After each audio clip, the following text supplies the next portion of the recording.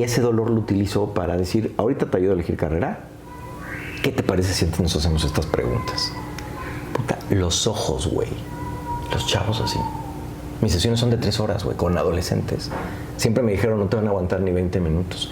Chicos, me superclavé con la anécdota. ¿Me regalan otra media hora? Hombre, sin problema.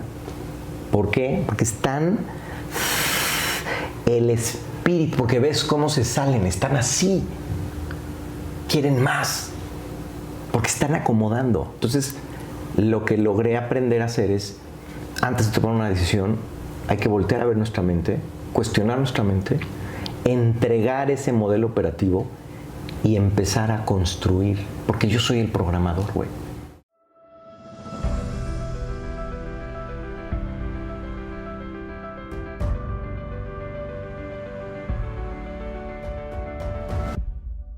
Hola, soy Oscar Austria y estoy bastante emocionado de darte la bienvenida a Caminos Extraordinarios, un podcast sobre personas construyendo caminos de vida con un propósito consciente. El mundo necesita más gente responsabilizándose por vivir su misión de vida, y si quieres ayuda con eso, tienes que suscribirte a mi newsletter en caminosextraordinarios.com/N. El link está en las notas del episodio. Ahora sí, mi invitado de hoy es Agustín Mier y Terán. El objetivo de Agustín es recuperar la educación con emoción y expansión. Hoy hablamos de que el liderazgo es interior, de seguir gente que logra estadías, no cosas, de mecenas, de que éxito es aprender a caminar con la mente en silencio, de que los milagros no están en la superficie y de que los maestros nutren. Agustín, estoy sumamente emocionado de tenerte acá. Bienvenido. Y muchas gracias por el espacio, mi querido Oscar. Tú eres fan de Pink Floyd, ¿no? 100%. ¿Cómo le hiciste para entrar a un concierto de Roger Waters sin boleto? Puf. Fíjate que es chistoso. Yo te podría decir, Pink Floyd es el soundtrack de mi vida. Y estaba pasando por un momento complejo y era la segunda vez que venía Roger. Yo ya había ido... A ver, primero, tuve el privilegio de oír a Pink Floyd la única vez que vino a México sin Roger en el 2004. Y lo fui a ver cuando tuvo su un concierto, el primer concierto que hizo en México, en The Flesh. Y luego anuncia que viene la parte que tiene que ver con The Wall, ¿no? Entonces los boletos se terminaron, no contaba yo con el dinero en ese momento. Repito, estaba pasando por un momento muy raro, pero muy chistoso. Yo me desperté ese día con la convicción de que iba a ir a ese concierto. Me fui a comer con un amigo y todavía le dije, güey, vamos al concierto de Pink Floyd. ¿Tienes boletos? Digo, de Waters. ¿Tienes boletos? Le dije, no, pero seguro hay revendedores, seguramente los conseguimos, ¿no? No, qué flojera, no sé qué. Terminamos de comer, me despedí de mi esposa, me subí a un coche y me llevé una cartulina. Y entonces me acerqué a los revendedores y pues entenderás que estaban 300, 400% arriba. Me acuerdo perfecto que llevaba 1500. Y pues iba pasando el tiempo y pues no, o sea, no conseguía. Y en eso veo una pareja de libaneses que estaban, lo digo libanes porque se notaba a distancia los rasgos y estaban regateando con un vendedor. Y se molestó ella y dijo, no, entonces no. Entonces me acerco y le digo, ¿quieren un boleto? Sí, ¿tienes? Le digo, no, yo también. Si es que nosotros nada más queremos uno. Le dije, ¿qué pasa si nos juntamos y si compramos 2 probablemente nos den un mejor precio? Y ya estuvimos ahí, en eso yo saqué una cartulina y decía, aparte yo todo correcto, fui con un policía y le dije, ¿qué no debo hacer? ¿O qué debo hacer para no caer en algo ilegal? Porque no tengo boleto y quiero comprarlo. Ya me dijo el policía que sí, lo que no. Bueno, saco mi cartulina, te compro un boleto no reventa. Y muy chistoso porque toda la gente pasaba, me aplaudía, me decía, lo vas a lograr, échale ganas, no sé qué. Y en eso se me ponen varios chavos aquí y uno regalaba su celular y no sé qué otro rollo, a cambio un boleto y así. Les dije, oigan, espérense, si se están amparando en mi cartel, el primer boleto es para mí, ¿no? Pasó mientras estábamos platicando ellos y yo, el productor, ella muy enfocada a la pedagogía. Hicimos un match increíble. Y pasaba el tiempo y nada. Van por unas aguas, regresan. Oye, hay que vernos después, no sé qué. Y dice, oye, estuvimos platicando Hayet y yo. y llegamos a la conclusión que no vamos a conseguir un boleto. Él venía de Guatemala, tenían muchos años de no verse, y dice, mira, la que tenía el boleto era yo, pero tengo muchas más ganas de irme a cenar con él. Dame los 1,500 pesos, métete porque en 15 minutos empieza, y solo por favor, cuando canten The Wall, prende tu celular y llámanos. Entré al concierto y berreaba sabía que yo iba a estar aquí. Y es más, tenemos un podcast y hay un capítulo que tenemos por ahí. ¿Cuánto salió? Como de casi 1 hora de todas las anécdotas alrededor de Pink Floyd. Sí.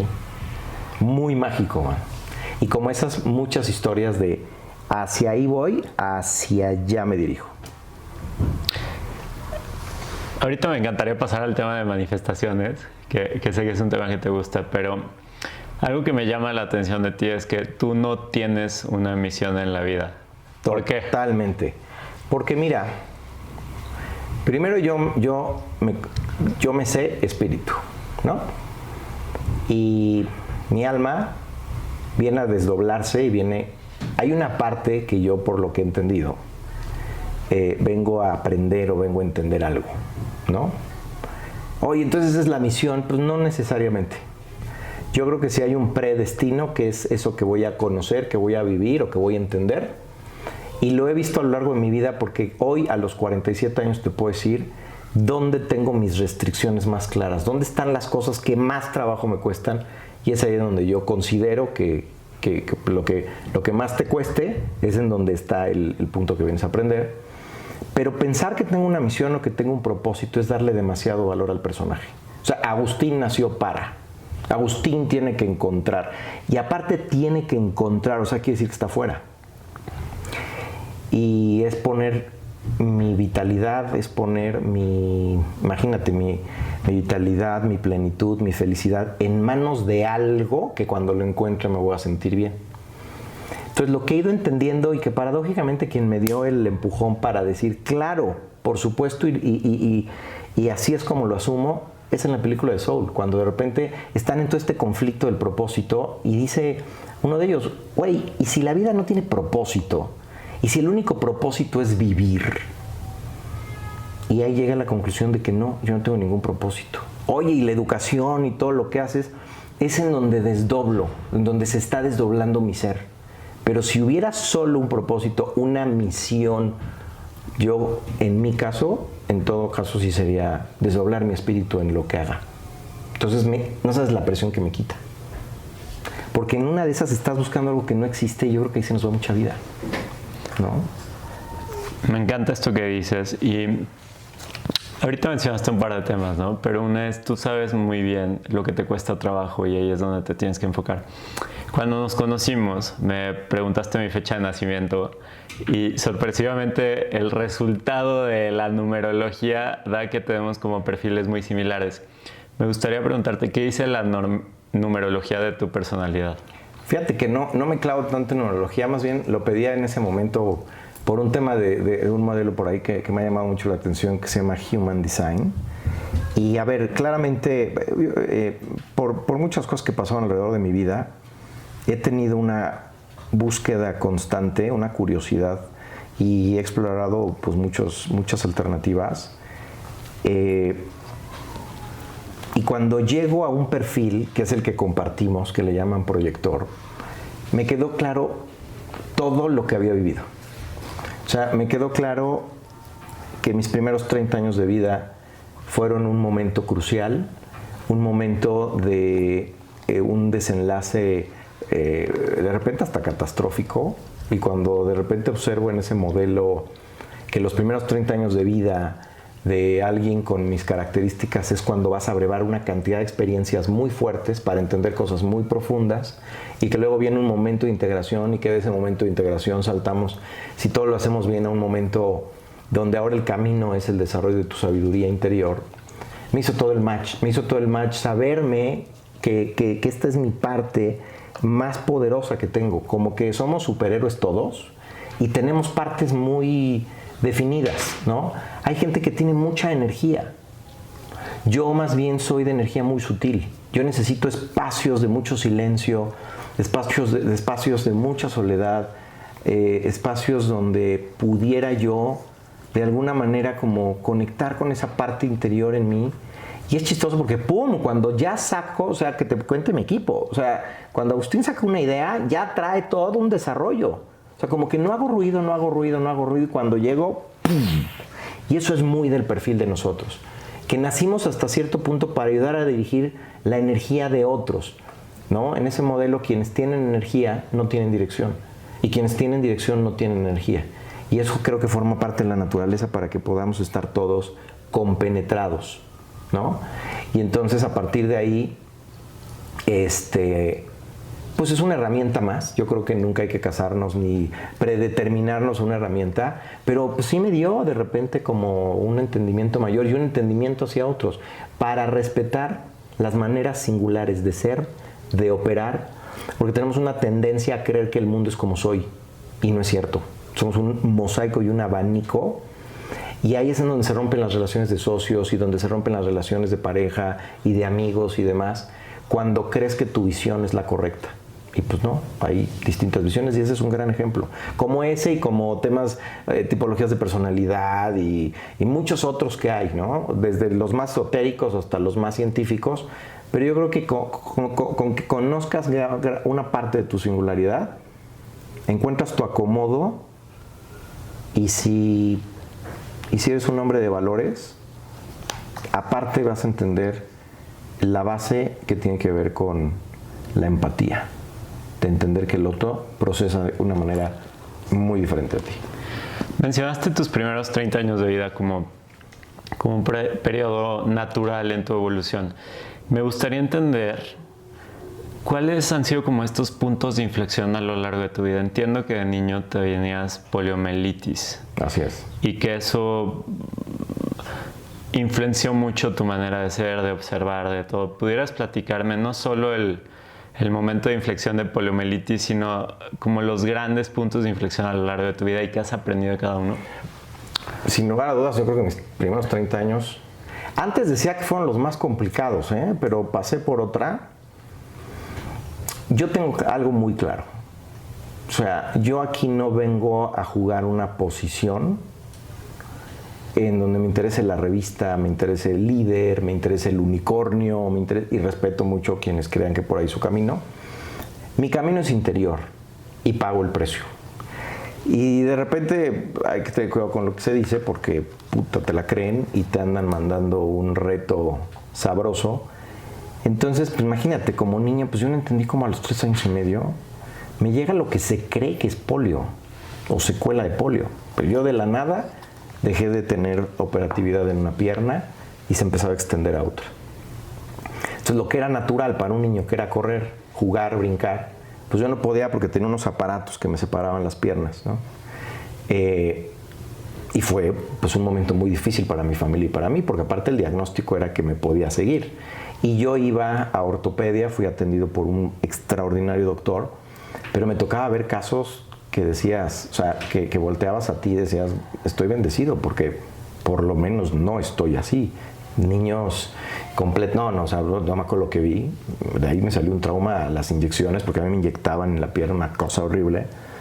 Y veía yo en una película una inyección y me salía una venita de la pompa y me dolía como si me hubieran inyectado. Entonces le tenía pavor a las inyecciones, que después lo trascendí de una manera muy divertida. La polio, luego un momento muy complicado en casa donde hay un divorcio muy difícil, que a mí me empiezo yo desde los 10 años a tragar los problemas.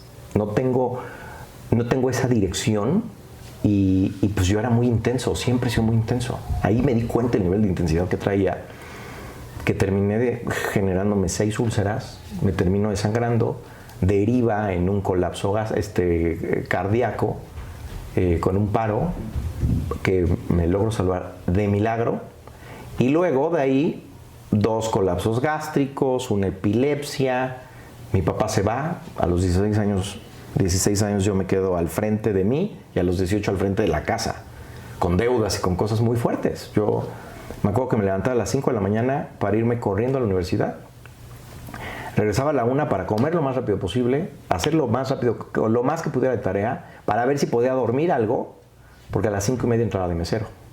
hasta las 3 de la mañana. Y ahí, perdona que te interrumpe, pero entiendo que escuchaste a una persona que hizo su primer película a los 23 años. Uf. Y eso fue muy impactante para ti, platícame. Eso fue posterior a esta crisis, ¿no? Entonces, mi corte de caja a los 22 años fue, pasaste ya por una polio, pasaste por un paro, pasaste por colapsos gástricos, pasaste por la epilepsia, que en ese momento no sabía que era epilepsia.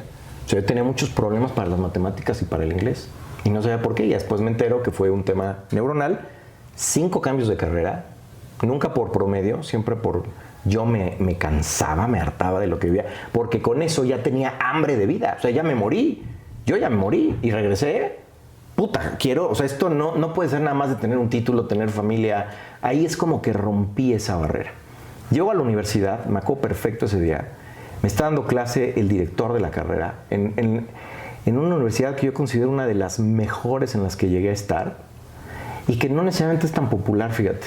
Y es el claustro de Sor Juana. Yo te puedo decir que es lo mejor en lo que pude haber estado. Muy por encima de otras muy caras y muy posicionadas. Llega el director, nos pone la película de Orson Welles, El Ciudadano Kane. Me vuelvo loco porque para la época pues era mucha tecnología cuando no la había para hacer efectos especiales y la historia y todo, y que Orson Welles es un gran ícono. Cuando tú estudias comunicación, que fue una de mis tantas carreras, Orson Welles está en es como básico verlo, ¿no? Y en eso levanto la mano y pregunto a qué edad Orson Welles hizo su ópera prima. Me dijeron que a los 23 años, y yo me puse como meta que antes de los 23 años tenía que hacer algo. ¿Y tenías 22? Tenía como 21 o 22 años. Y a los 23 años firmo mi primer acta constitutiva, ¿no? Y cumplí y fue un gran proyecto que duró más de 10 años. Sí. Y con eso llegas como a los 32, ¿no? ¿Qué otros puntos de inflexión ha habido? Yo entiendo que después... fundaste una empresa con Daniel Marcos y les estaba yendo muy bien económicamente y te das cuenta que eso no es lo que quieres, que eso no te estaba llenando el corazón, lo dejas y te dedicas a algo más que sí te llena el corazón. ¿Pudieras platicarme de eso? Sí, pues mira, primero a los 20 y pico años conozco a Daniel Marcos, que pues hoy día es un ícono en el mundo del scale-up y de... Mucho antes de que surgiera, hoy está de moda el ser scale-ups y los unicornios. Daniel fue de los pioneros, fue él de los que trajo a México, de los que ayudó en que México se fundara Endeavor, por ejemplo. Creo que no se le ha dado el valor que tiene. Y para mí fue una gran escuela, aprendí mucho, me llevó a ligas que yo jamás hubiera pensado estar. Llegamos a asesorar pues, a empresarios con facturaciones de más de $1,000 millones. Cuando pues, yo ni siquiera tenía maestría, ni siquiera estaba en el tren del mame que por lo regular se está en esos medios, conviviendo con fondos de inversión y gente de chaleco, lentes y reloj, que es como el uniforme de los que trabajan, o suétercito. Y lo que aprendí es que a lo largo de la vida vamos a vivir por lo menos 5 olas sabrosas. Y cuando tú ya te sabes que estás en una transición, dice por ahí un estudioso de esto, que, no me acuerdo el nombre, caray, que cuando tú te das cuenta que ya ibas 3 años en la curva. O sea, ya más bien llegaste al punto de inflexión y luego viene la bajada, ¿no? Entonces un día me levanté y me di cuenta que estábamos haciendo lana. Yo te puedo decir que era de los mejores momentos de nuestra vida, de los dos. Hicimos un gran equipo. Yo operaba, ¿no? Muy complejo trabajar los dos porque los dos somos muy lidercitos y nuestro carácter es muy fuerte los dos. Sin embargo, yo sabía que él llevaba el liderazgo mayor, pero le supe operar muy bien. Y un día me levanté y dije, estoy haciendo dinero, no me están gustando algunas cosas que están sucediendo, ya no me gusta estar haciendo lo que estoy haciendo, ayudando a gente a tener más dinero, cuando no necesariamente veo que con ese dinero estén haciendo cosas que sea más allá que comprarse departamentos, plazas comerciales y invertir en otras empresas, ¿no? Yo siempre he creído en los mecenas y hoy estamos en una época donde no hay mecenas, ¿no? Si no tienes un retorno de inversión, no. O sea, me pongo a pensar en un fondo de inversión en la Edad Media, que llega alguien a pedir dinero para construir una catedral que va a tardar 300 años, que ni ellos la van a ver, ni la van a ver sus hijos y probablemente ni sus nietos, cuando aquí los fondos de inversión quieren ver el retorno en 5 años. ¿No? Creo que estamos en una crisis de significación muy importante y decido en ese momento decirle adiós. Sin seguro, sin saber qué iba a hacer, pero ya no aguantaba el corazón. Y eso me derivó una crisis muy importante. Por cierto, Daniel reconoce que nunca más la consultoría volvió a ser igual, porque sí hacíamos un gran equipo. Pero es lo que nos tocaba vivir a los dos. Él le va increíble y yo empecé a seguir lo que mi corazón pedía. Y mi lugar con los adolescentes y sus familias siempre ha sido mi lugar más, no quiero decir cómodo, porque aparte es un lugar muy complejo, pero es mi lugar natural. Y muy probablemente porque honro ese espacio en el que yo terminé por trabajar y sanar a mi adolescente, ¿no? Y algo que aprendí es cuando aceptas que tienes algo, cuando reconoces que tienes algo y luego haces por modificar ese algo, si ya haces y te funcionó, ahí ya le aportaste algo muy grande a la humanidad, que por lo menos es no estorbar. Pero si brincas al 4.º nivel, es en donde compartes lo que entendiste, lo que conociste, y en la fase en la que me encuentro es esa, y con los chavos y con las familias y con aquellos que están pasando por una transición. A ver, vamos a entrarle al tema, pero me gustaría entender un poco más de esta gran crisis que viviste, ¿no? Dices, oye, esto no es lo que quiero, mi intuición, mi corazón, todo mi ser pide que haga algo más a gritos, pero fue un brinco al vacío. Completo. ¿Cómo lo con viviste? Una bebé a punto de nacer. ¿Cuál era el diálogo interno en tu cabeza? O sea, ¿qué decía la voz de la razón y qué decía la voz de la intuición? ¿Y cómo fuiste navegando ese periodo? Mira, es muy chistoso porque yo me considero muy mental, pero en esos momentos hay algo mucho más fuerte que lo que tengas de diálogo interno. Porque aparte el diálogo interno es un piloto automático que todos tenemos hasta que nos trabajamos. Y ahí tenía muchísimo ruido. Ya para ese entonces llegó a mi vida mi gran maestro y mi padre espiritual. Imagínate un señor que pierde un hijo en un accidente y yo pues pierdo a mi papá a los 16 años. Y nos encontramos en un momento de vida. Yo insisto en que, y no lo digo de broma, o sea, si realmente la reencarnación existe, puta, yo no sé si este güey es la reencarnación de Sócrates, Diógenes o puta, alguno de ellos, y no me deja mentir mi equipo.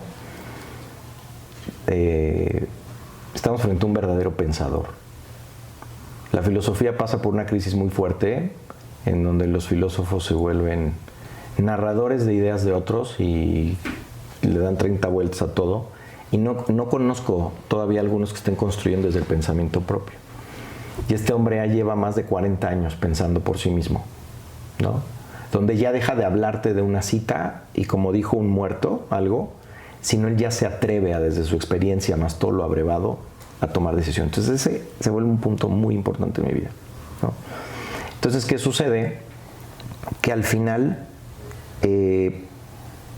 empiezo a trabajar muy fuerte con él y me doy cuenta que se avecina algo. Yo ya sentía que venía algo, ¿no?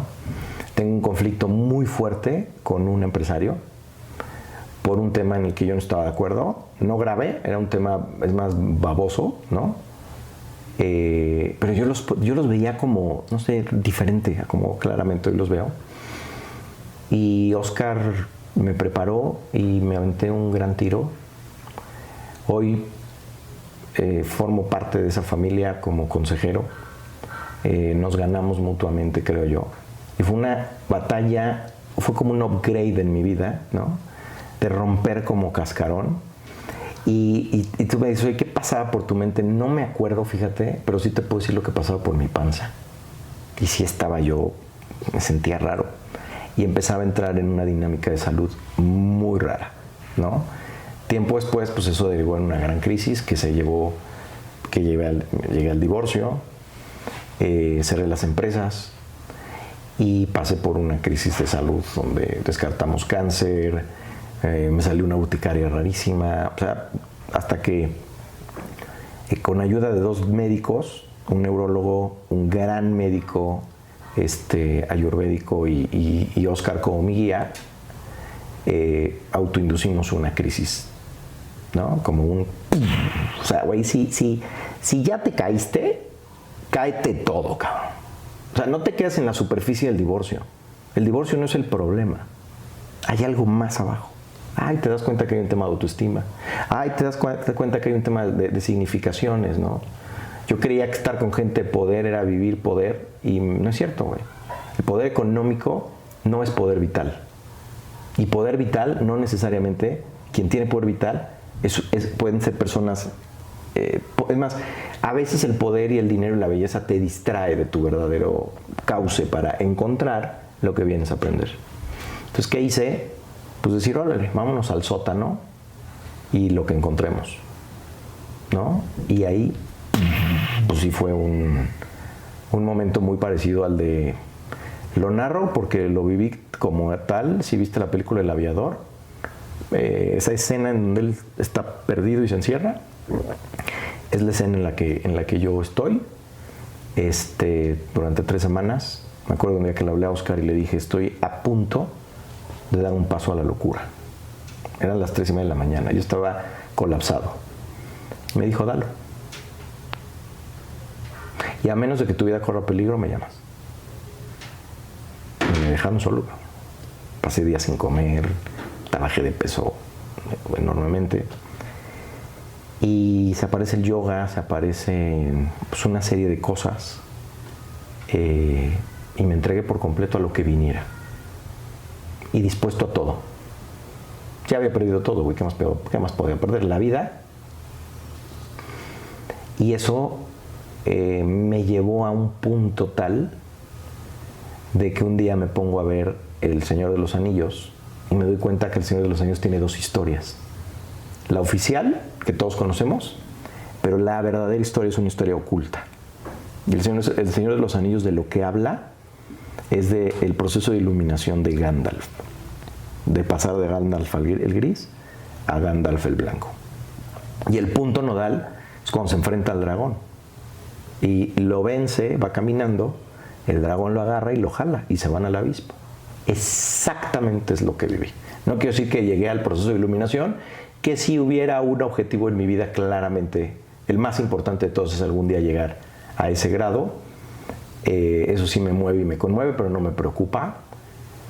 Pero ahí es en donde sí vivo lo que es un despertar, donde empiezo a redefinir todo y me doy cuenta que la base de todo tiene que ver con el modelo mental. Y el modelo mental que yo traía ya había caducado, ya no jalaba para lo que deseaba, ¿no? Cambié mis amistades. Me di cuenta también esa famosa frase de que a la gente la conoces en la salud, en la enfermedad y en la cárcel. La cárcel no pienso tocarla nunca. Y ahí es en donde supe el valor de frases. Pocos me llamaron. De los pocos que llamaron, muy pocos me preguntaron ¿cómo estás? Pero casi nadie me dijo qué puedo hacer por ti. Y los que lo hicieron, los tengo aquí, cabrón. Entonces a partir de ahí resignifiqué todo. Y dije, y ahí me di cuenta de el upgrade que dimos en lo que ahora hacemos. Con el personaje de Agustín Iterán y sus camps, y el ayudar a las familias y a los jóvenes, porque toqué fondo.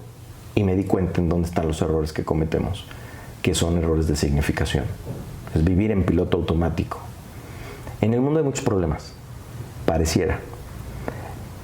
Pero en ese proceso me di cuenta que solo hay un problema, que es el eje de todo. En ese se deriva todo lo demás. Y es nuestra inconsciencia o nuestro bajo grado de conciencia. Sí. Platícame, has estado tocando el tema de los jóvenes, de los estudiantes como por encimita, pero entiendo que es un gran tema en tu vida. Entonces, platícame de cómo ese antes y ese después, de cómo estabas significando tu vida alrededor de este gran objetivo, cuál era el objetivo y después qué pasó. Claramente yo creo que mi enlace a los jóvenes pues tiene que ver con ese adolescente que yo traía herido. Un adolescente que no tuvo dirección, un adolescente que tenía muchas preguntas y no tenía el cauce para responderlas. Un adolescente que se fue haciendo. O sea, yo tuve que ir a buscar a mis modelos y me anclé por mucho tiempo en gente de mucho poder, creyendo que ese era el camino, ¿no? Y se fue apareciendo gente que su poder radicaba en otro lugar. O sea, hoy he estado con gente de todos los niveles. He estado con los 2 hombres más ricos del planeta. He estado en conversaciones con gente que hoy mueven las variables de la tecnología, por ejemplo. Y te puedo decir que Oscar sigue siendo, junto con la doctora Mónica Nava, junto con Dieter Lenoir, junto con ciertos personajes que no necesariamente son públicos, es más, no son públicos.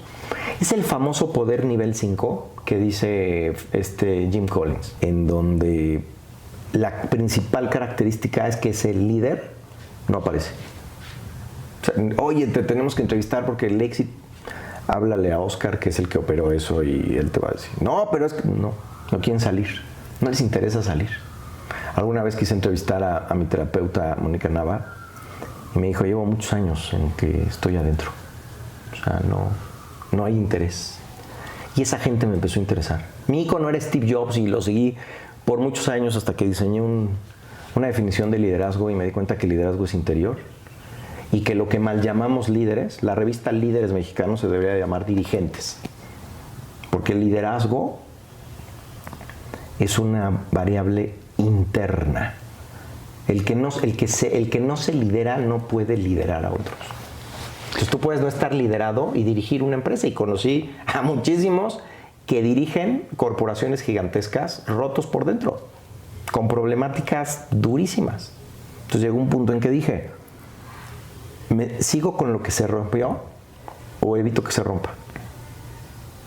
Y aquí es bien difícil. Aquí ya traes modelos mentales. Siempre hay gente dispuesta, O sea, cuando hay suficiente dolor, pero como tienes recursos, pues te cedas con tus recursos. Pero aquí un adolescente efervescente, te puedes ayudarle a modificar muy rápido su mapa mental. Muy rápido. Y ahí determiné que ese iba a ser el camino. Hablas del poder nivel 5 y del liderazgo como algo interno. Yo entiendo que Oscar, tu maestro, te ha dicho muchas veces que el verdadero conocimiento no está escrito. Así como la gente en el poder nivel 5 no quiere dar la cara, como que el conocimiento de verdad tampoco. ¿Pudieras explicarme esto? Sí, fíjate que y más ahora lo tengo muy claro de por qué cierto conocimiento se mantiene oculto, cierto conocimiento no es masivo. Y qué bueno, porque imagínate un conocimiento en manos de influencers que solo repiten sin entender. Terminas prostituyendo con... la publicidad le ha dado en la madre al lenguaje, le ha dado en la madre a la filosofía, a la educación, a la política. Por oírse bonito decimos estupideces. Te pongo un ejemplo, la palabra pasión es de las peores palabras que existen en nuestro vocabulario. Y la repetimos todo el tiempo. Quiero vivir mi pasión, quiero encontrar mi pasión, soy un apasionado. Güey, ¿sabes lo que quiere decir pasión? Pasión es sufrimiento. No tiene nada que ver con aquello que nos dijeron. Hay otras palabras que lo sustituyen, mucho más puntuales. Porque aparte encontrar mi pasión otra vez está afuera. Y no, güey, es un tema interior. No se encuentra, se desarrolla, se trabaja, ¿no? Y de repente es como el hábito de la meditación.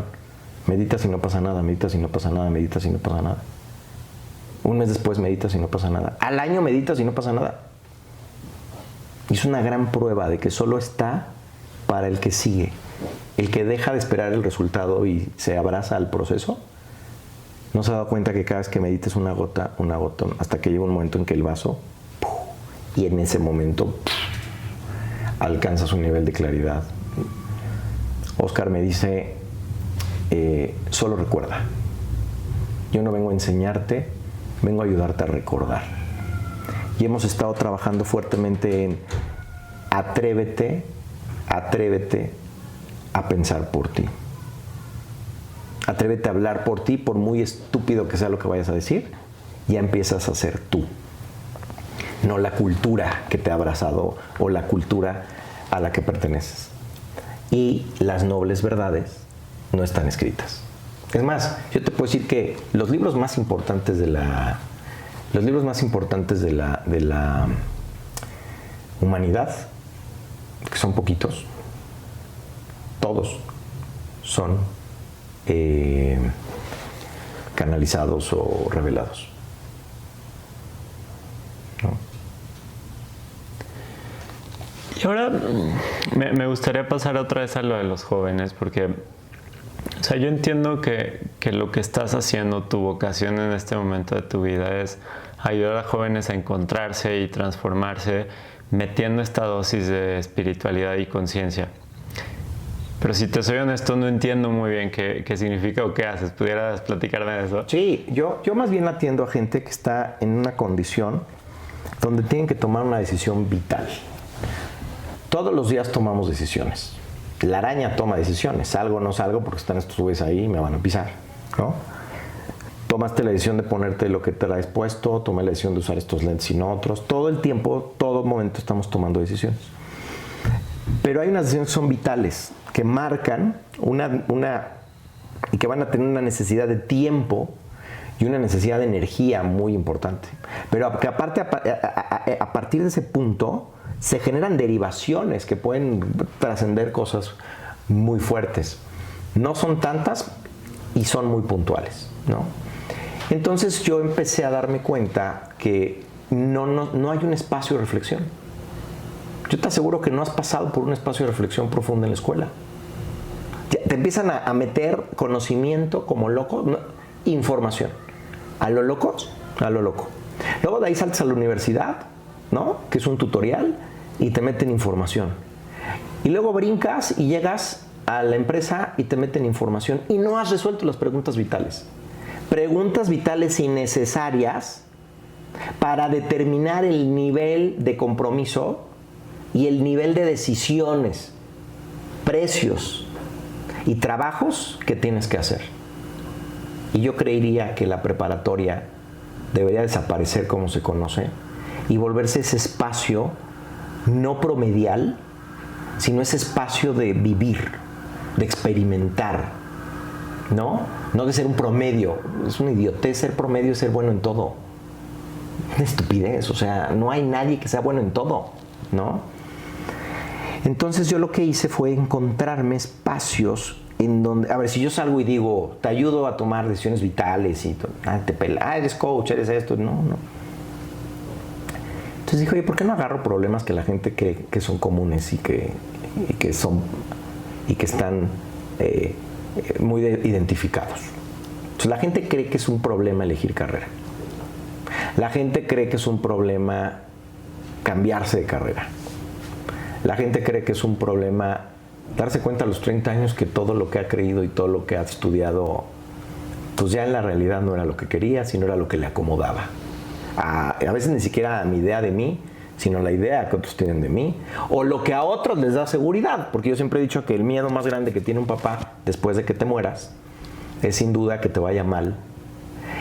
Y te voy a ser bien honesto, yo sé que lo hacen por amor y un padre siempre quiere que a su hijo le vaya bien, pero se guarda un pequeño miedo más sutil.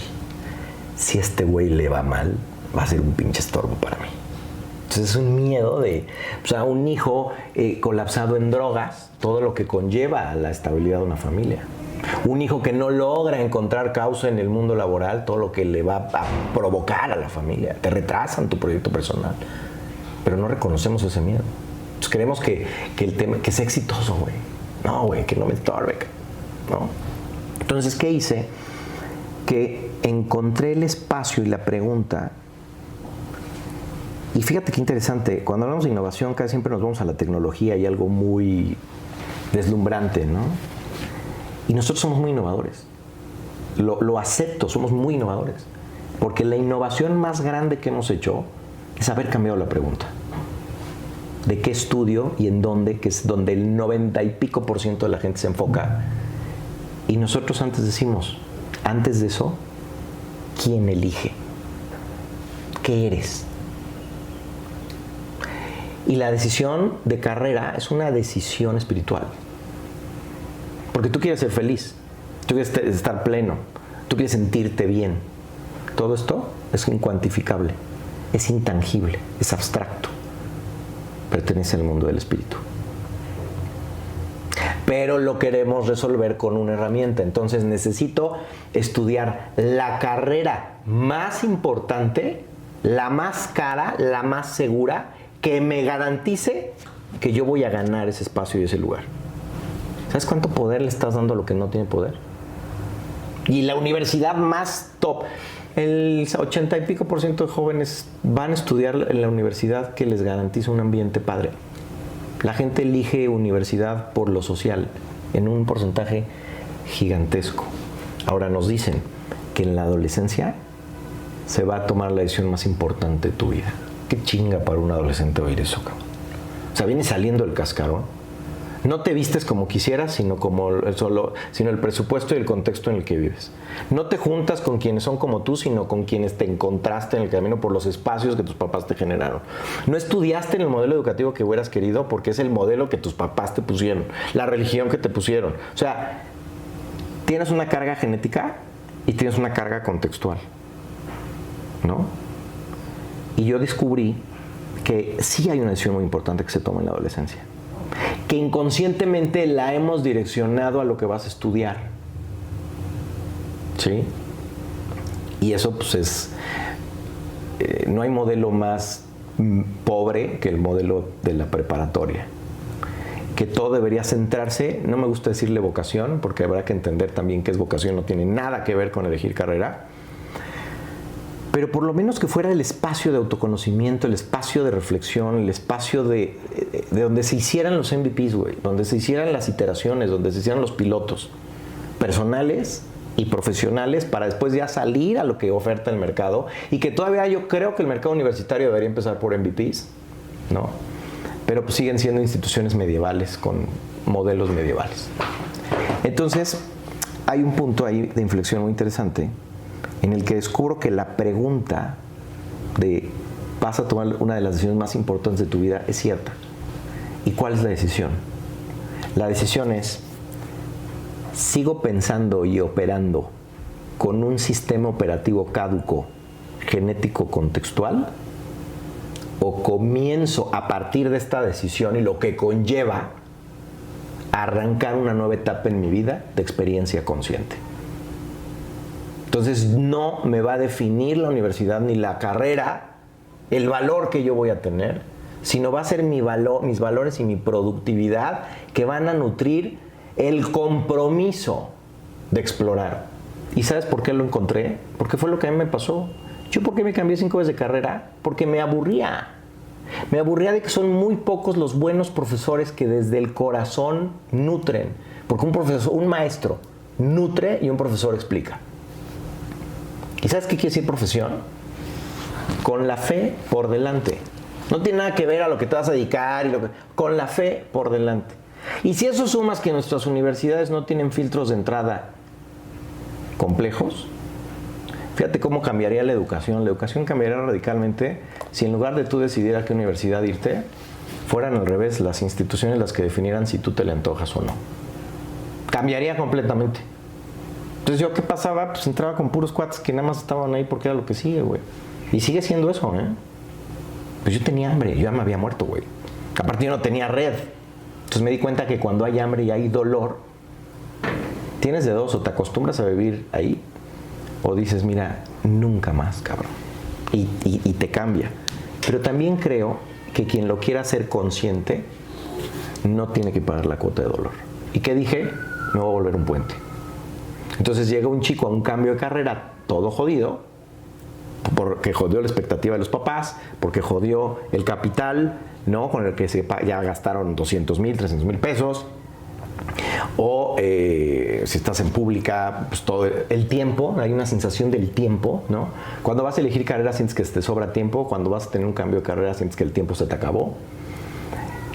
Y ese dolor lo utilizo para decir, ahorita te ayudo a elegir carrera. ¿Qué te parece si nos hacemos estas preguntas? Puta, los ojos, güey. Los chavos así. Mis sesiones son de 3 horas, güey, con adolescentes. Siempre me dijeron, no te van a aguantar ni 20 minutos. Chicos, me superclavé con la anécdota. ¿Me regalan otra media hora? Hombre, sin problema. ¿Por qué? Porque están el espíritu, porque ves cómo se salen, están así. Quieren más. Porque están acomodando. Entonces, lo que logré aprender a hacer es, antes de tomar una decisión, hay que voltear a ver nuestra mente, cuestionar nuestra mente, entregar ese modelo operativo y empezar a construir. Porque yo soy el programador, güey. Y tengo un sistema. Si tú no pasas por esta transición, el programa a lo pendejo, con las modas, con los miedos cotidianos, con el inconsciente colectivo, te va empujando, güey, a lo que más convenga. Pero cuando tú te volteas y dices, yo soy el programador, y hay bugs en este sistema, y hay actualizaciones que tenemos que hacer, todo el mundo busca tener pareja, pero nadie lee sobre el sexo contrario, güey. No te preparas sexualmente, no te preparas emocionalmente, psicológicamente a tener pareja. Estoy roto y busco a alguien que venga y me llene. Oye, si primero me lleno, no, pero tienes prisa, güey, de tener pareja. Lo mismo pasa con la carrera, güey. Ahora, esto al final se vuelve una crisis, o genera una crisis en la adolescencia, o se vuelve una crisis en algún momento de tu vida. Y te ha pasado, has conocido casos. Yo he conocido casos, a mí me habla gente de 40, 50 años constantemente. Estoy en un momento súper crítico. Lo que hago, lo hago bien, pero no estoy contento. O sea, tú lo que haces es adelantar la crisis de los 40, que ahora es a los 30, lo haces a los 18. Para eso tenemos que corregir el lenguaje nada más. ¿Qué es crisis? ¿Qué entiendes por crisis? Yo entiendo como estos momentos en donde tu realidad y lo que quieres chocan a tal grado que tienes que cambiar tu dirección. Más o menos. Yéndonos a algo muy simple. Crisis deriva de la palabra crino en griego, que quiere decir decisión. Pero como nosotros navegamos constantemente en la ignorancia de que las palabras poseen fuerza, ya se posicionó que crisis es algo malo. Entonces tú dile a cualquier persona, ¿te gustaría tener un momento crítico ahorita? Todo el mundo te va a decir, no, güey, ¿cómo? Oye, ¿te gustaría tener una crisis? No, güey, ¿cómo? No entiendes entonces. Lo que te estoy proponiendo es, ¿te gustaría entrar a un momento de decisión vital? ¿No? Entonces lo que hago justamente no es adelantar una crisis desde ese aspecto cultural, sí es adelantar una crisis como pregunta. Oye, antes de romperte también la puedes hacer.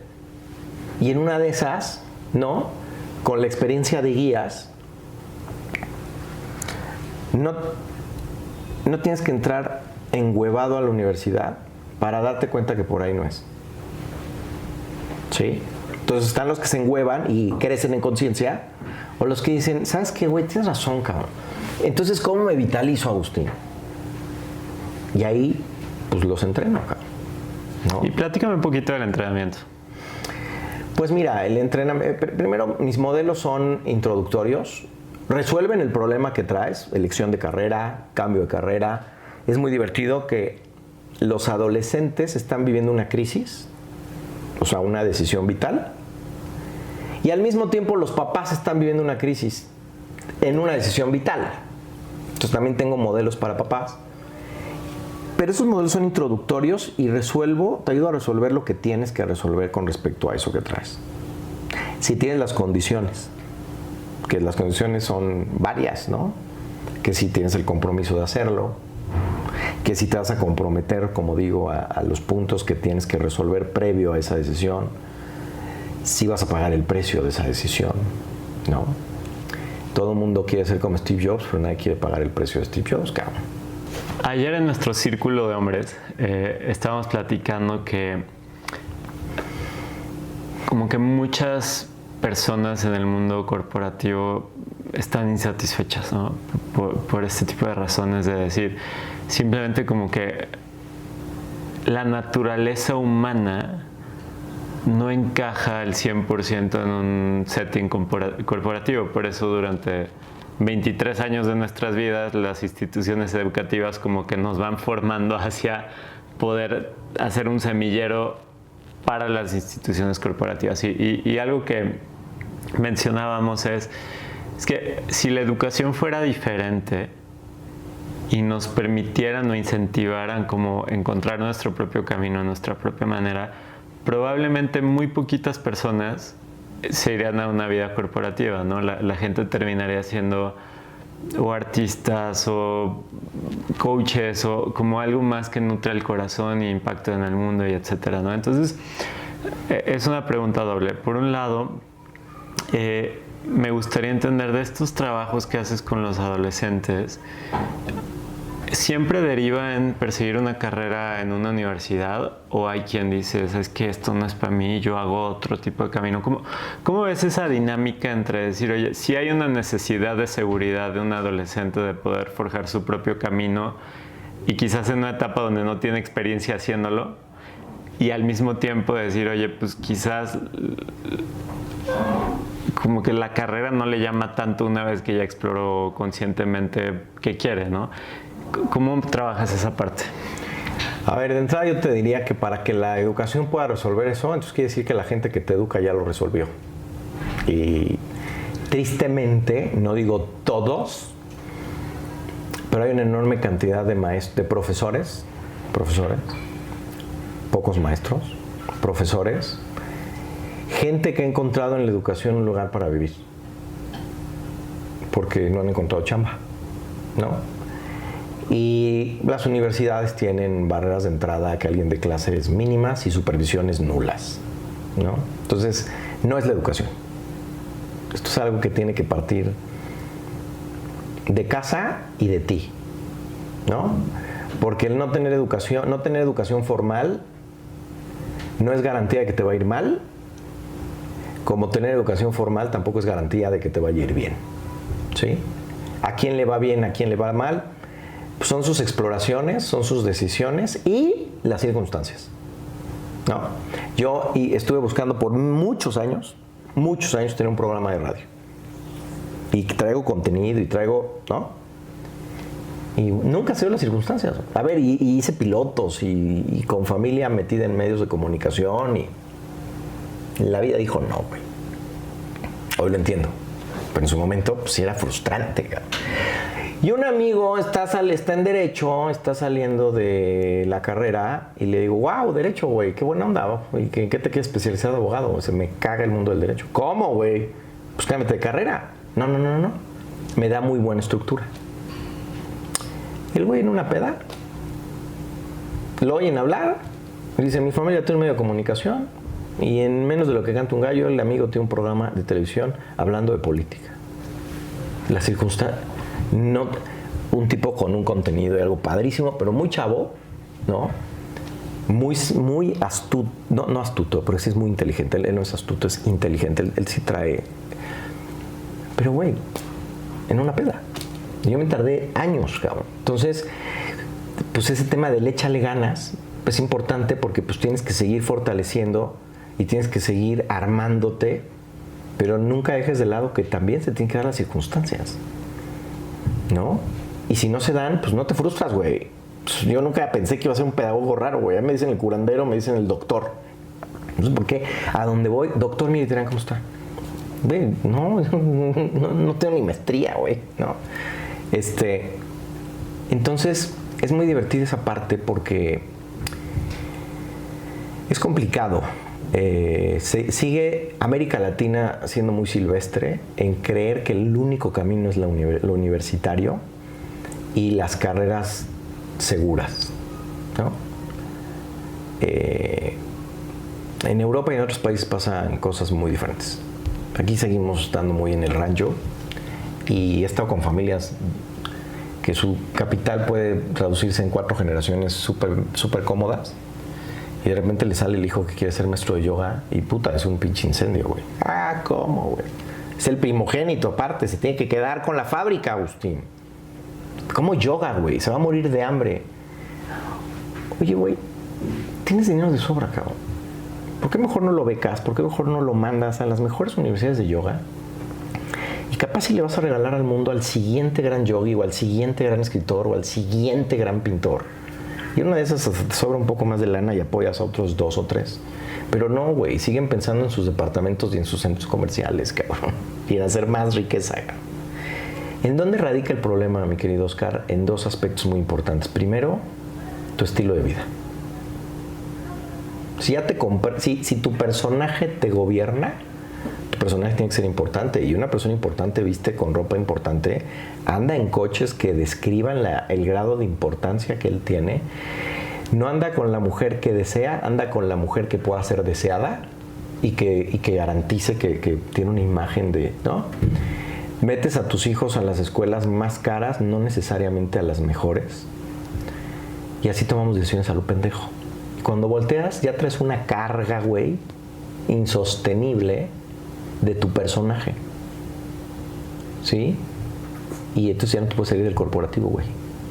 Porque por lo menos paga las cuentas.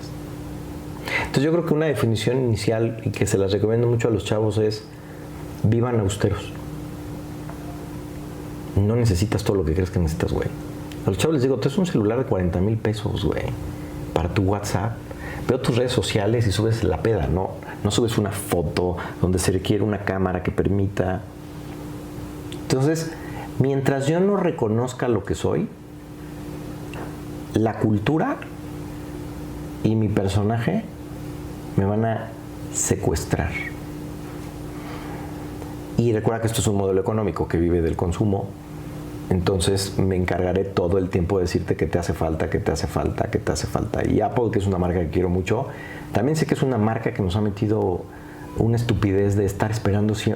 Lo mejor siempre está por venir. Y esa es la trampa más grande que vamos a encontrar, güey. Entonces vemos el presente como el enemigo, vemos el presente como un obstáculo, vemos el presente como ¿cómo decirlo? Como solo un medio. Entonces dejo de vivir plenamente esperando que la plenitud llegue con algo o con alguien. Y así tomamos decisiones. Y claramente no toda la gente está armada para el corporativo, güey. Por supuesto que no. Por supuesto que no. Y yo creo que ahorita viene en una época muy compleja, ¿eh? O sea, viene The Winter is Coming, ¿eh? O sea, sí viene ahorita una etapa de un resurgimiento de las humanidades, porque ese hiperprogreso irreal y necesario que estamos teniendo, no nos estamos dando cuenta que estamos relativizando tanto el trabajo. Es que ya una máquina lo puede hacer. No, pendejo, el trabajo tiene una función radical en el desdoblamiento del ser en la persona. No, pero es que el empresario habla en términos... Mientras las empresas se gobiernen porque la utilidad es lo más importante, vamos a seguir igual de jodidos, cabrón. La utilidad es un resultado. El objetivo de una empresa es un centro de desarrollo humano productivo, donde en esa productividad yo también resuelvo el desdoblamiento de mi ser. Agustín, qué romántico eres. A lo mejor, güey, pero la fórmula que hoy tenemos nos está llevando al traste desde hace...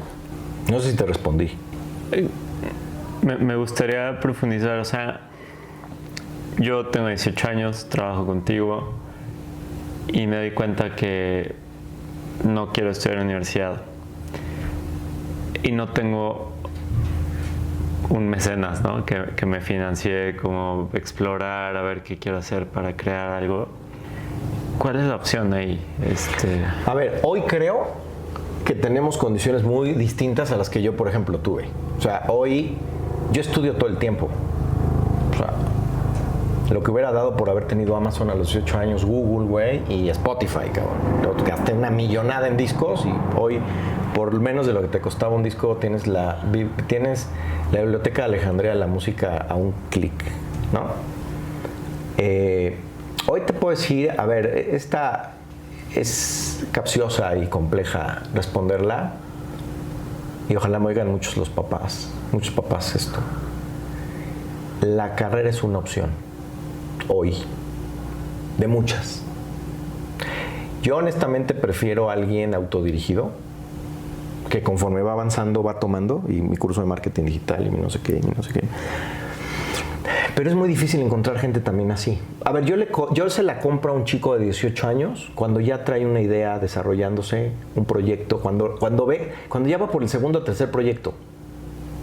Porque sabes que va a tener el soporte, el aguante y la autodirección. Son el 3%.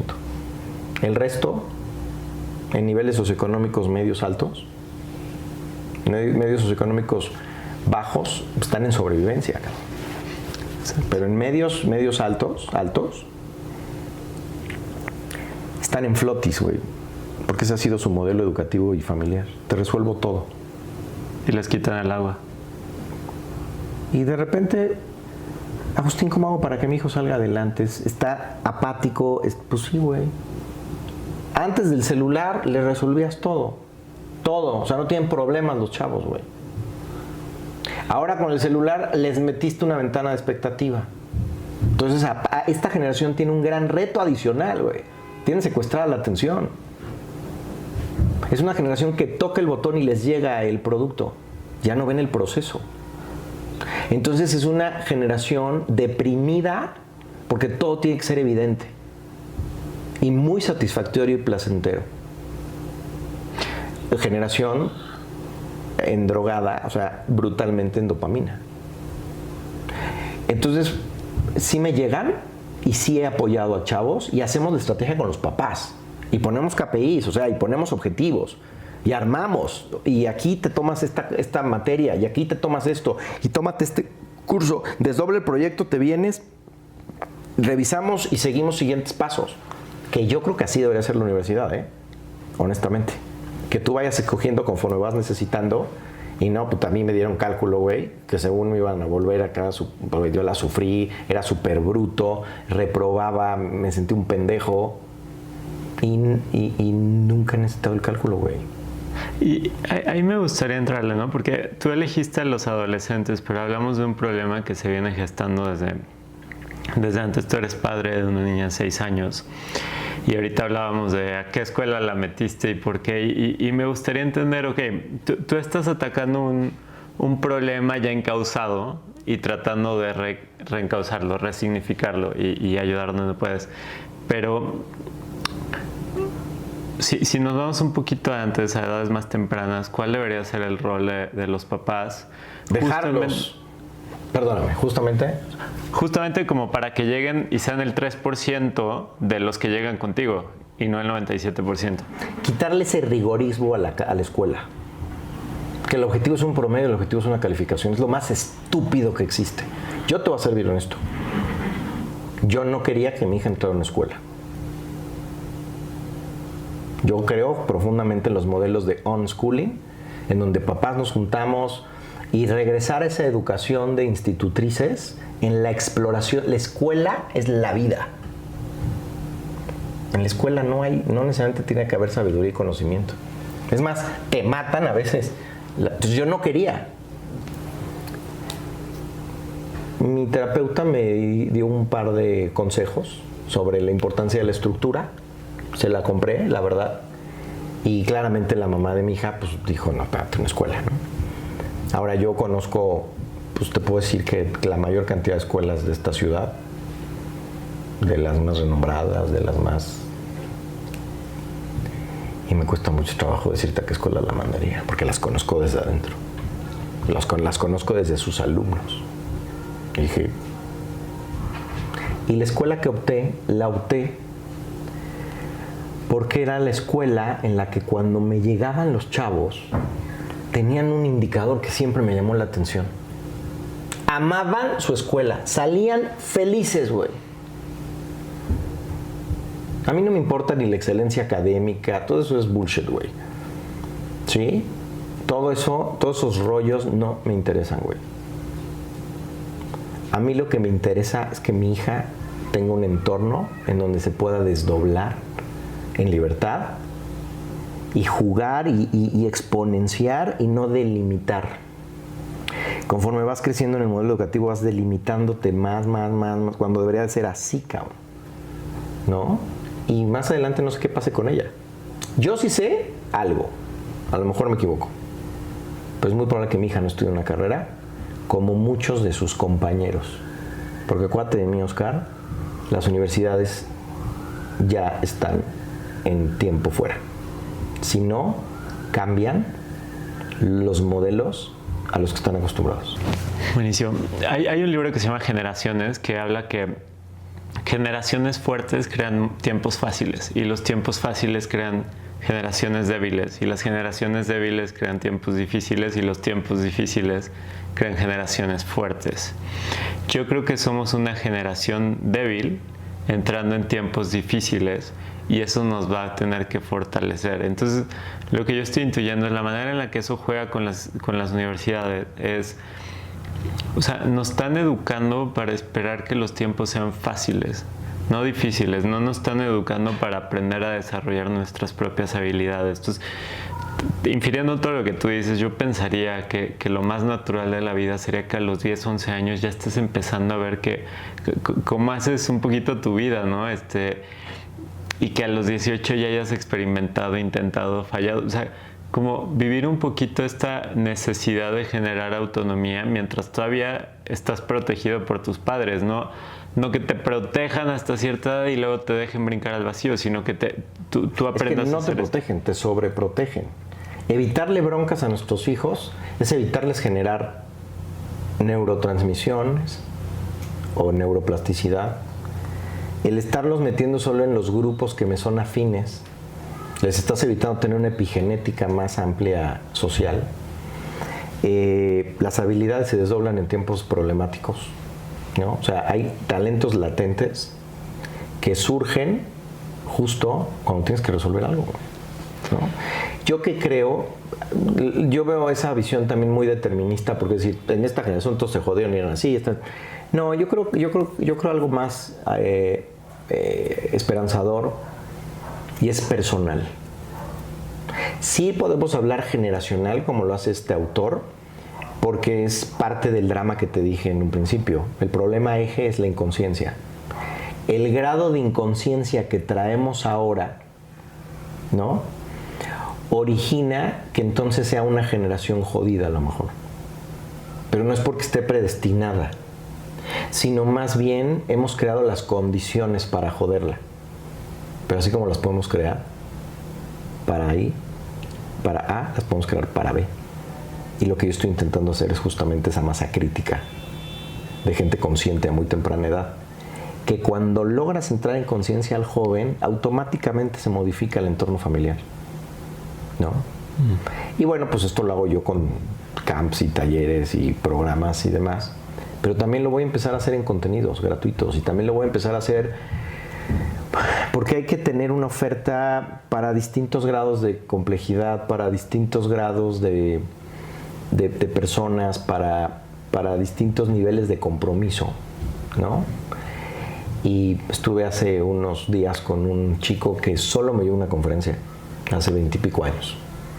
Me invitó a tomar un café para contarme todo lo que sucedió después de esa conferencia y de un acordeón que les di precioso de frases que yo diseñé.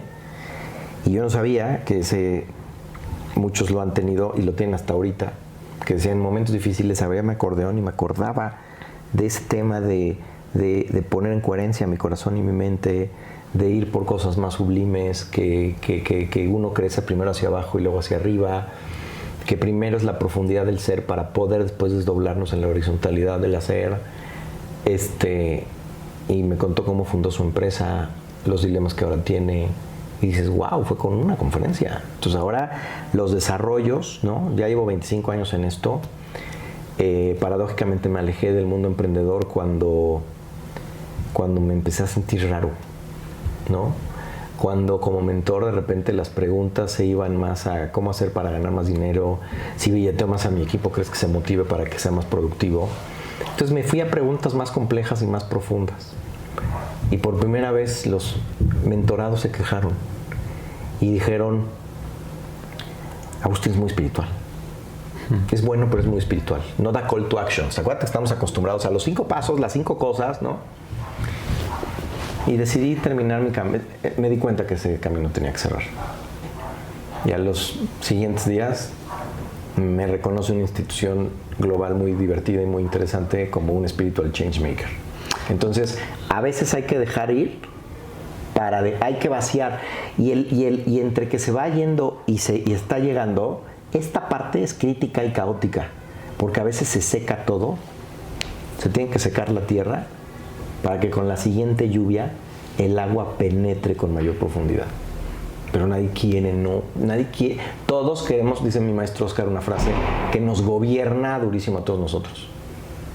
Nunca busques llegar al más por el camino del menos. No te hagas trampa. Paga el precio. Tú has sido de las 30 promesas de expansión, tienes TED Talks, fuiste top mentor de Endeavor, Spiritual Changemaker de Ashoka. Y me gustaría que el último tema al que entremos sea este tema de espiritualidad. Yo entiendo que el yoga ha sido algo muy importante en tu vida, el Qigong también, la meditación. Y me gustaría brevemente dedicar estos últimos minutos a ese tema, porque me encantaría preguntarte qué has aprendido con estas prácticas y cómo has vivido tu espiritualidad. ¿Cómo ha cambiado Agustín a través de este tema a lo largo de su vida? Qué interesante lo que dices. Primero, Agustín no cambia, el que cambia es más bien poner el foco en mí mismo, no en Agustín. Agustín es mi avatar, es mi personaje delimitado, jodido, con una mente contaminada por la cultura. De entrada, espiritualidad no es yoga, no es meditación, espiritualidad no es Qigong, nada de eso es espiritualidad porque somos espirituales.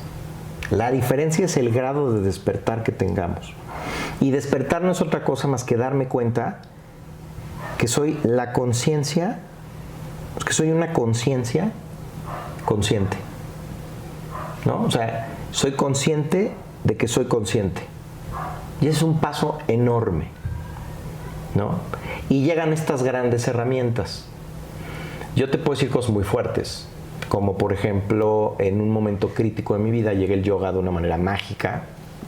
Yoga Iyengar en particular no es un yoga popular, no es un yoga, al contrario, es de los yogas más ortodoxos, con mucha filosofía detrás, dirigida por un hombre bellísimo, BKS Iyengar, que hoy es, a partir de ahí resignifiqué a quienes sigo. Y me di cuenta que dejé de seguir gente que lograba cosas importantes y empecé a seguir gente que lograba estadios importantes, ¿no? Entonces, el yoga lo que significó para mí fue un refugio, fue una cueva. Llegué a temas de hacer hasta 18 horas a la semana. Llegué a hacer, me decía una amiga, porque me regalaron una beca que después me quitaron, porque decían, no es que te la dábamos para una práctica normal, güey, o sea, de 2 o 3 clases por semana. Me aventaba 18 horas. Había días que hacía 4 horas y media yoga. Pues es que en lugar de ponerme a llorar y de soltarme y quedarme atorado en mi victimismo, pues mejor intentaba hacer una postura compleja, güey, ¿no? Y ahí aprendí que el cuerpo es la mejor puerta de entrada a la conciencia. ¿Qué gané con el yoga? Yo creo que hoy te puedo decir que me considero un hombre muy exitoso, pero no por lo que tengo, sino porque aprendí a caminar por la calle con la mente en silencio. O sea, el logro, hoy si me muriera, ese es mi logro más grande. Sin lugar a dudas. Estar conmigo. No necesitar. Estar conmigo. Y todavía hay mucho por delante, mucho reto. La meditación me di cuenta que me ayudó a generar conscientemente nuevas condiciones neuronales. Yo no te podía poner atención más de 5 minutos a algo. Yo tenía un gravísimo déficit que después supimos que era por un accidente que tuve de niño, donde me partí la cabeza, donde no se me drenó el golpe y terminé teniendo un impacto. Haciendo yoga y yo tomando un medicamento porque eso me generó epilepsia, me dolía aquí. Y me dolía raro. Digo siempre la broma de que me sentía Harry Potter. Y por ahí anda este güey porque ya empezó la señal, ¿no? Y un día hice un experimento. Me quité la medicación sin decirle a nadie. Y después de casi ya 3 años, no he tomado mi medicación y mis grados de atención son soberbios. Ya te puedo sostener una meditación por mucho tiempo, ¿no? El Chine Chikun llegó a mi vida en un momento muy importante de salud, donde estábamos descartando un tumor y un tema que me dolía. Y el maestro me dijo, haz esto durante 3 semanas, no vayas al doctor. Y luego va el doctor. No empecé a dudar, simplemente me aventé porque lo que aprendí en mis crisis es aventarme al vacío. Es decir, esto llegó porque aparte llegó de distintos lugares. Y haciendo un movimiento en donde cuando llegaba aquí respiraba y sentía vacío y exhalaba vacío. A las 3 semanas el lipoma, el tumor, lo que fuera, desapareció. Y un dolor que quien me conoce me estuvo acompañando por casi 2 años aquí, desapareció mágicamente. Pero eso no es espiritualidad. ¿Qué es espiritualidad para ti? Simple y sencillamente la relación que logras con mí mismo. Cuando me reconozco ya un ser espiritual y empiezo a darme cuenta que con este vehículo vamos a la aventura de ahora ganar conciencia.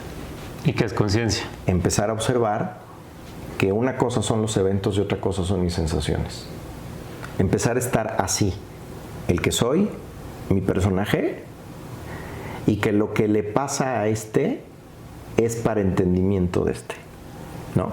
El ser consciente es estar atento a que no soy esto, no soy mi cuerpo, no soy mi mente, soy algo mucho más grande, y entonces los objetivos y los elementos que hoy tomo vienen desde aquí o busco que vengan desde aquí, jugando con este. Y ese juego ha cambiado en mis últimos 2 años radicalmente la dinámica, los programas, y empecé a compartirlo con los chavos. Y mi gran descubrimiento es que están listos y quieren. Y a partir de ahí, entonces imagínate, se elige carrera desde el cuerpo, se elige carrera desde la mente o se elige carrera desde el espíritu. ¿Cuándo se elige carrera desde el cuerpo? Cuando nada más quiero estar en un lugar donde la pase bien. Entonces, güey, tu crecimiento va a ser nulo. Quiero el lugar del desmadre. Cuando eliges desde la mente, me quiero ir a lo popular, a lo que llene a mi personaje.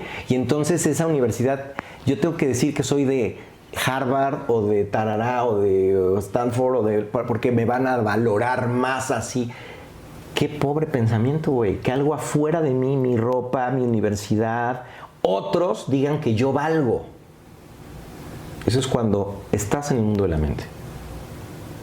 Y cuando estás en el mundo del espíritu, yo valgo porque yo soy. Y yo soy mi fuente de experiencia, yo soy mi fuente de poder, desde mi inteligencia, desde mi voluntad, desde mis emociones, desde lo que yo sí puedo controlar. Mi fuente de poder solo está en lo que puedo controlar al 100%. Con eso no evito ni los huracanes, ni las crisis que me toque vivir. Pero cuando llegan, estás preparado para que te muevan, pero ya no para que te tumben. Y eso es, por ende, mi gran aprendizaje. Y apenas estamos empezando.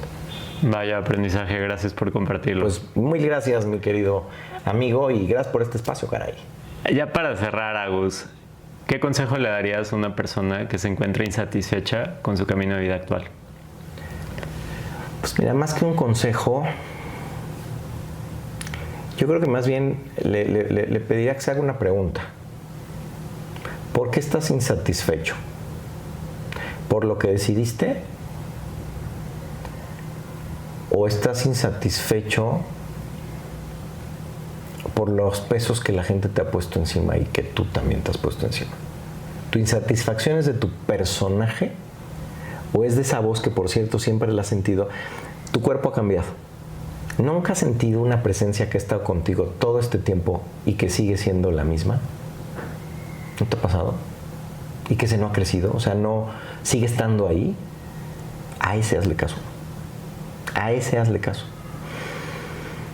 En mi podcast Insustituibles saqué un capítulo muy divertido en el que después del COVID dije en Navidad, dije, espero que ninguno de tus sueños se haga realidad.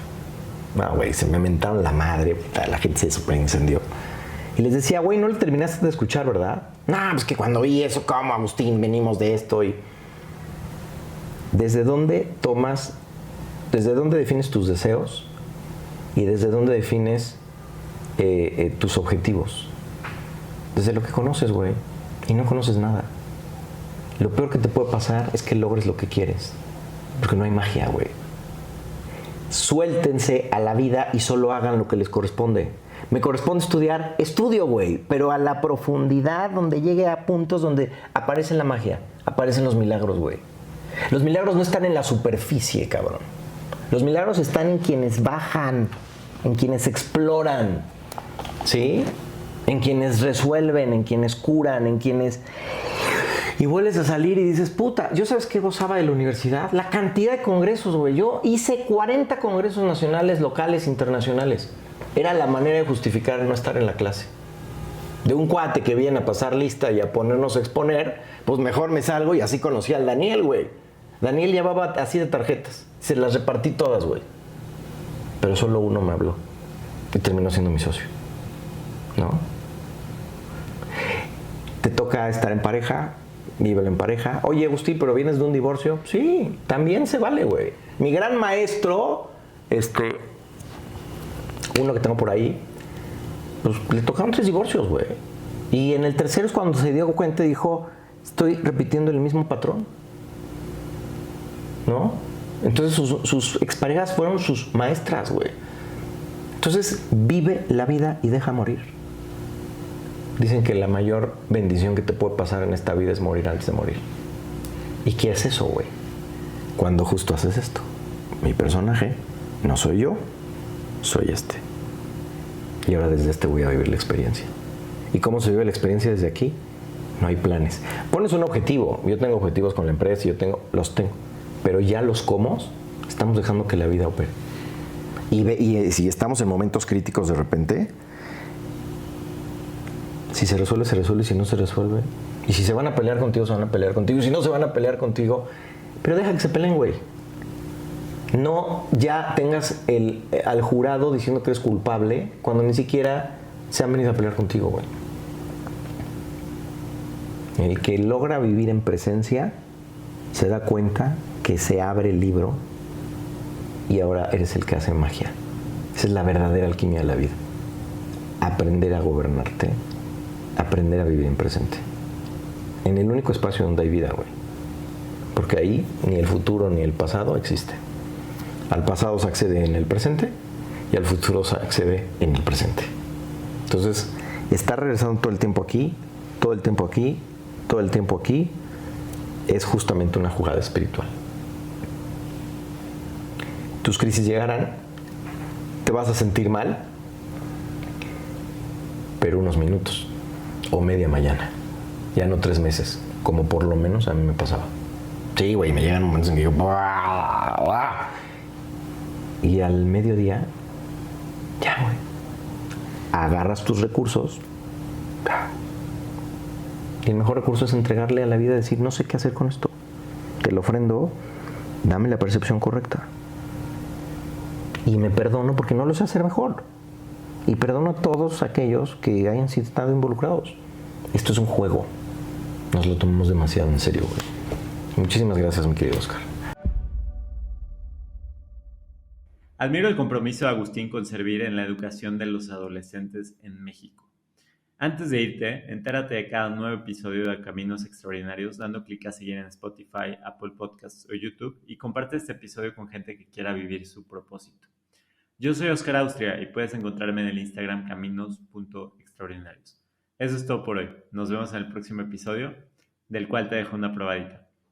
Llega un momento en tu vida, Oscar, que ya no puedes seguir culpando a tus papás. Y eso no significa que tal vez no hayan pasado situaciones de negligencia, violencia, maltrato. No significa que no hayan estado ahí. Lo que pasa es que significa que te tienes que responsabilizar de ti y de cómo vas a hacer tu vida hoy de adulto, porque ya eres un adulto.